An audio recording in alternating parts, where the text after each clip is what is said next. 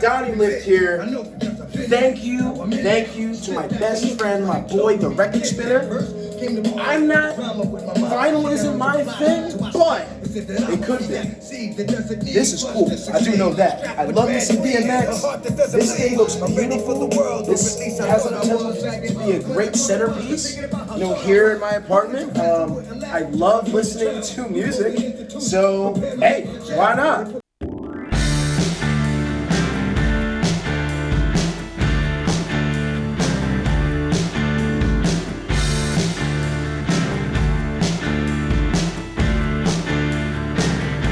What's going on, vinyl community? Welcome to another video with the Record Spinner. In today's video, I'm going to be doing a vinyl haul showcasing all the records that I acquired within the month of January this year in 2023. We have a lot to get through in this haul. We have some Alice Cooper, some Ramones, Beach House, XTC, and much, much more. It's about to go deep, so without further ado, sit back, relax, and enjoy the latest finds.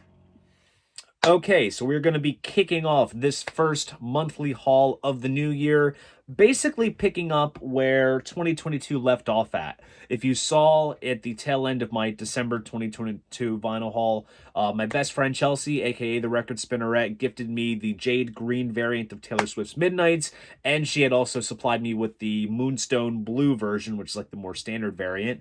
And because I have that variant completist bug in me, I went ahead for shits and giggles and picked up the other two versions out there. So this is the Blood Moon version, and this is the Mahogany version. Of course, 4 variants of the same record all come with different album covers, different back covers, and if you get the formation right, it makes up a clock. And of course, they add extra pieces of exclusive artwork here with the printed inner sleeves, color of the vinyl as well. And also, even the labels, too, correspond with the color of the vinyl. And also with the gatefold jacket as well. So that is for the Blood Moon version. And then this is for the Mahogany, as you see here. Of course, people can criticize, 4 different versions of the same album coming out. But ultimately, her marketing team knows what they're doing because fans are snagging up all 4 versions. And, of course, it boosts up the sales. So it's something. I mean, I guess the same can be said for, all the albums of bands that we love. And there's the Target version, the Walmart version, the indie record store version, Newberry Comics, Urban Outfitters, there's that aspect. But that's just down to the color of the vinyl and whatever extras you get. With this, you're getting artwork, bells and whistles and all. So kudos to you, Tay-Tay, as they say. But anyways, moving onward, these next couple records are also records that I actually gifted Chelsea for Christmas, and I got copies for myself. And these albums have a nice kind of deep connection, in terms of our friendship. And this artist is one that I don't think I've ever really seen many people talk about, which honestly should change. This artist is Christina Perry, A Lighter Shade of Blue. This is her newest album, her first since 2014 that she has put out. Great singer-songwriter from the Philly area. Her early stuff was a bit more angsty, a little bit like Alanis Morissette meets Natalie Merchant, and then she put out 2 records on Atlantic, and then she went on to have kids, and basically the whole experience of motherhood kind of changed her outlook a little bit, so her music career kind of went under the radar for a bit, and she signed with Elektra, and she put out this album, which kind of documents, her journey through motherhood and such, so there's an underlying theme here. Not as angsty as the Christina Perry that I fell in love with, as well as Chelsea, because we both saw her play at the TLA in Philly back in 2011. Then we saw her at the Electric Factory in 2014. So we've seen her every time she's come by at her hometown. But definitely excited to witness her evolution with this record. And this does come pressed on nice blue vinyl. And I also have to say, I love the salmon colored labels that just complement it just nicely. So overall, very excited to dig into Christina's new album, but also Atlantic. Reissue the first 2 albums on vinyl. I would totally buy them. Seriously. And then next up, we go back several decades with a rather intriguing record that Chelsea actually made me aware of. And I was intrigued with the fact that she had stumbled across it on her own, but also the backstory is rather intriguing. So this is Vashti Bunyan, and the album is called Just Another Diamond Day. This came out around the late 60s. British folk musician put out this one album, and it basically did nothing, and she just disappeared from the public eye. It's one of those just interesting stories. If you love like Nick Drake and Joni Mitchell, you will adore this album. And it's one of those cases where, like, you know, one album drops and it costs like $3,000 on Discogs to get a copy. But even diving deeper a little bit into like some of the backstory behind this was produced by Joe Boyd, who had produced the early Pink Floyd singles as well as the Nick Drake stuff. And the orchestrations on this were done by Robert Kirby, who did all of the Nick Drake stuff. So if you're into Nick Drake and such, you'll like this. And just based off of the couple sound samples that Chelsea had sent me, I had to get a copy of this for myself as well as her for Christmas. So very excited to get some extra records that kind of complement our friendship rather well. A nice kind of mellow start to the new year, but don't worry, it's bound to get rocking. Okay, so here is a little bit of an interesting story as to how I got my hands on this particular box set that I'm going to show you guys. I had pre-ordered this set off of the website that it was made exclusively available from around late November of this past year, shipped out from their headquarters in New York, and then literally a month later, nothing had happened. There was no tracking updates, it didn't arrive, nothing. So I emailed the company. They said that they would place a missing mail claim with the Postal Service, and usually that would expedite packages a little bit, and to touch base with them in about a week's time. Did that. Did not arrive. I asked for a replacement to be shipped out priority, but instead they went ahead and refunded me, and they said that if it ever did arrive, just to hold on to it and keep it as a gesture of goodwill, which was nice of them. So then, a couple days later after I got that email, it's in Washington, D.C., which is like hours further south of where I'm based at. Then it worked its way up to Maryland, then back to Jersey, and then it finally arrived at my doorstep. So needless to say, I got this box set for free. So kind of worked out well in my favor. This is the Jack White Rough Trade exclusive box set. They did this nice little package, which comprises of the 2 studio albums that Jack put out this past year, 2 of which I think are some of the best albums that came out last year, which was Fear of the Dawn, which was like the more rockin' one. And then we had the nice kind of acoustic singer-songwriter counterpart with Entering Heaven Alive. And just to add some exclusivity with this set, these 2 come pressed on a variant of colored vinyl that is only available within the set. I'm just going to showcase the first LP, Fear of the Dawn, because it's the same across the first 2. Comes pressed on white vinyl with black and blue splatter, which looks absolutely stunning.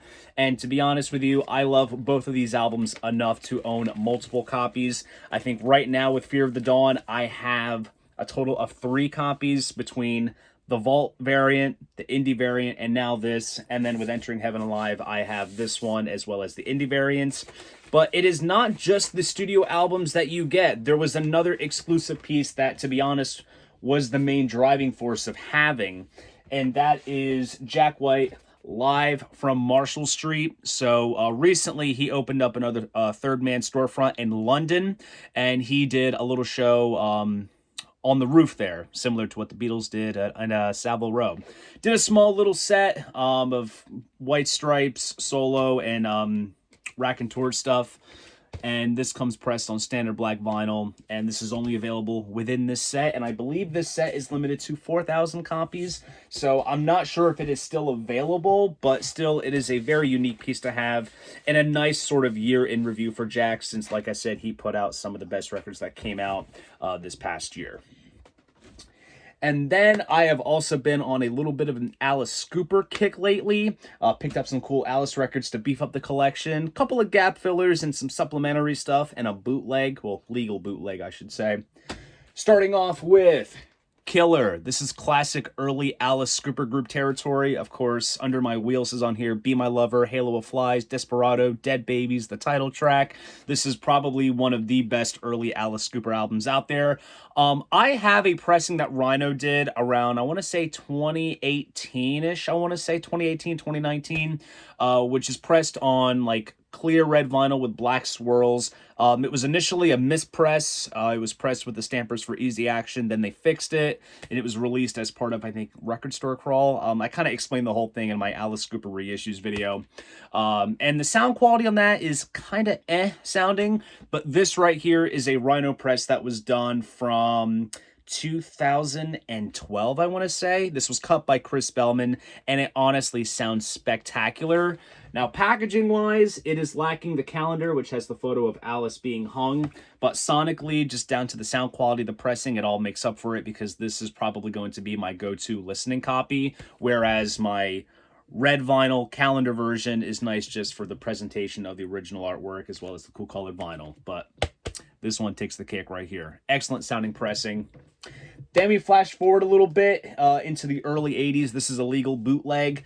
This is El Paso County Coliseum, 1980, the classic Texas broadcast. This is live in El Paso from the Flush the Fashion tour. This is when Alice kind of went a little bit more new wave, and this was kind of the beginnings of what is referred to as the blackout period, where he has no recollection of writing, recording, or touring the various albums that he did in the early 80s, just down to substance and alcohol abuse. Flush the Fashion is one of my favorite Alice Cooper records, and just that quirky, reinvented, more edgier, type of Alice is just so intriguing. And he does a lot of tracks off Flush the Fashion on this release. You have things like Grim Facts, Pain, Clones, which was the single, which is good fun, Nuclear Infected, and of course there's a bunch of other classics on here like $1 Billion Babies, Is It My Body, School's Out. Apparently some of the older tracks on this were recorded from Las Vegas on the Lace and Whiskey tour, and that was released as the live album, The Alice Cooper Show, which came out afterwards. So they worked in tracks from the show that's broadcasted along with the songs from that live album. So kind of an interesting anomaly. And there you can see the flyer for promoting the tour, and you can see how Alice kind of re-upped his image, kind of. And there's a little brief write-up on the show there. And then flash forwarding to, this is 1991. Little bit of a gap filler here. This is Hey Stupid. On here we have the title track, and the big one on here is Feed My Frankenstein. It was featured in the movie Wayne's World, and there's the infamous We're Not Worthy scene that Alice has said that he has to act impressed anytime someone does it in front of him, just because the scene is so iconic. But and then there's a couple of other cool tunes on here, such as Wind Up Toy, Might As Well Be on Mars. Still warming up to some of the more kind of, I guess you could say, hair metal type Alice material between albums like this, Trash, and Constrictor. But needless to say, very excited to dig into this album and also beef up my collection with some more Alice.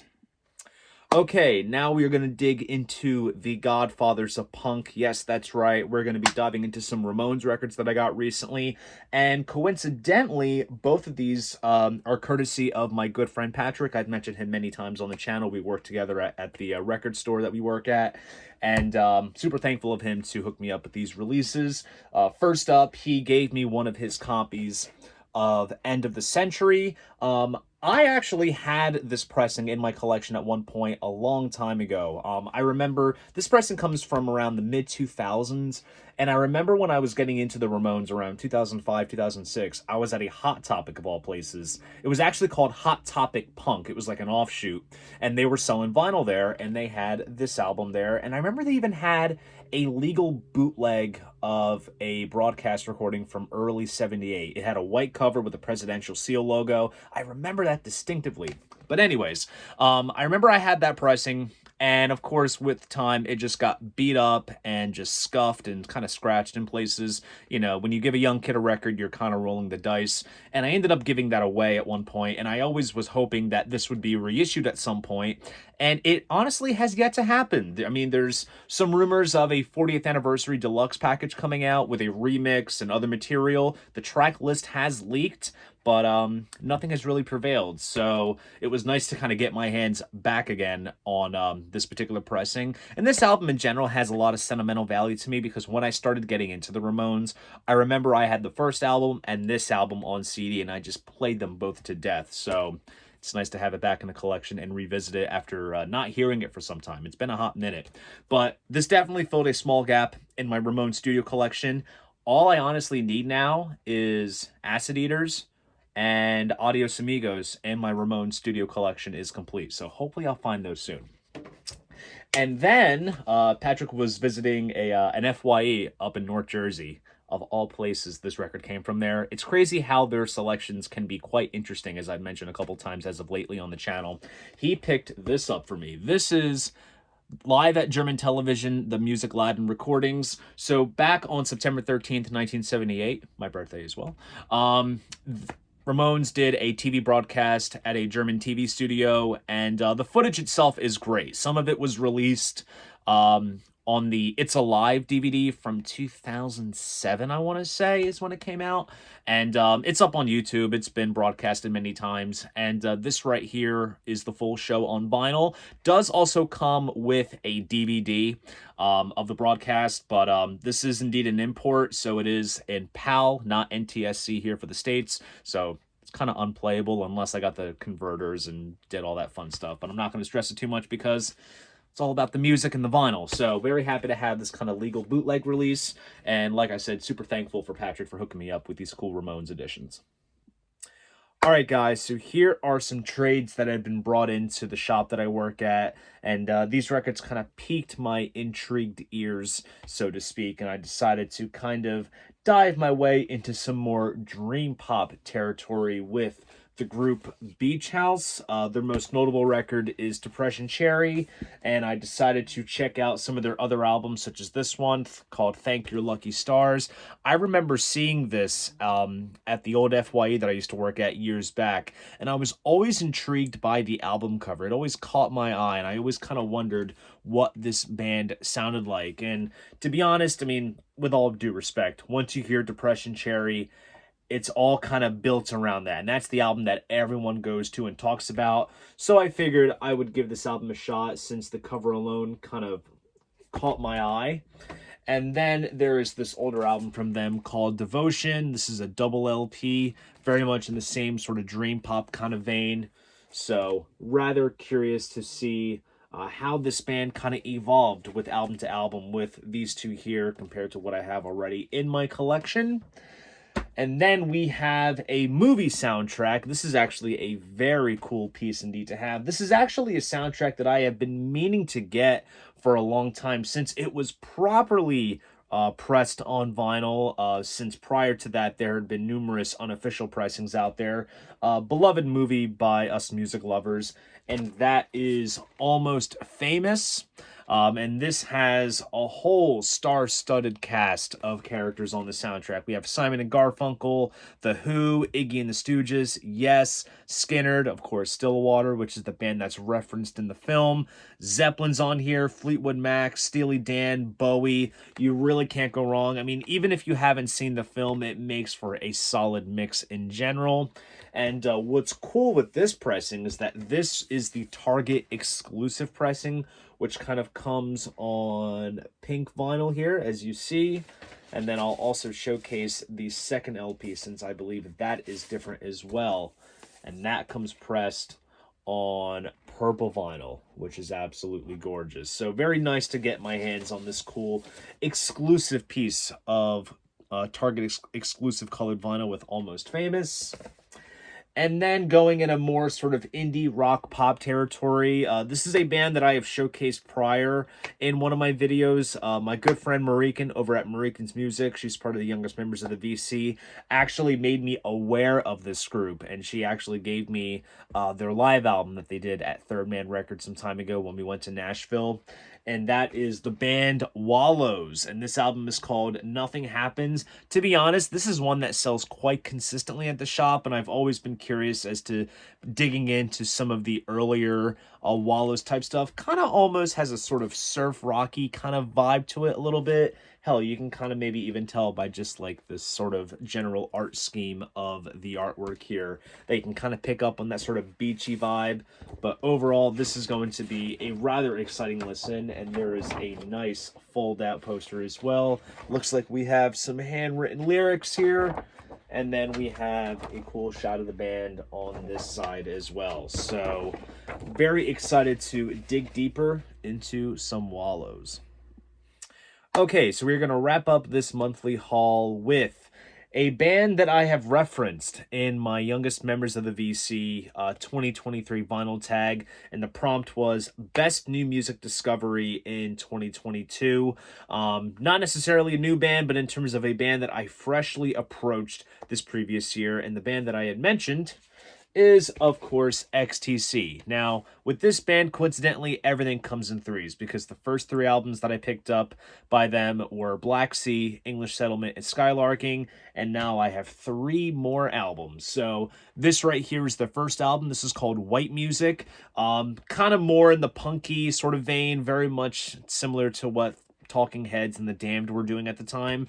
Notable tracks on here are Radios in Motion and This Is Pop, which is a good bit of fun. But, you know, it's early XTC. It's them kind of working out, you know, the kinks in their sound and, you know, kind of just doing what sort of everyone else was doing around the late 70s in England. So figured I would tackle this album here. And then, right as I mentioned XTC in that video, everybody was mentioning this album. And I knew that I had to get this at some point. And this is sort of the turning point where they really start to find themselves.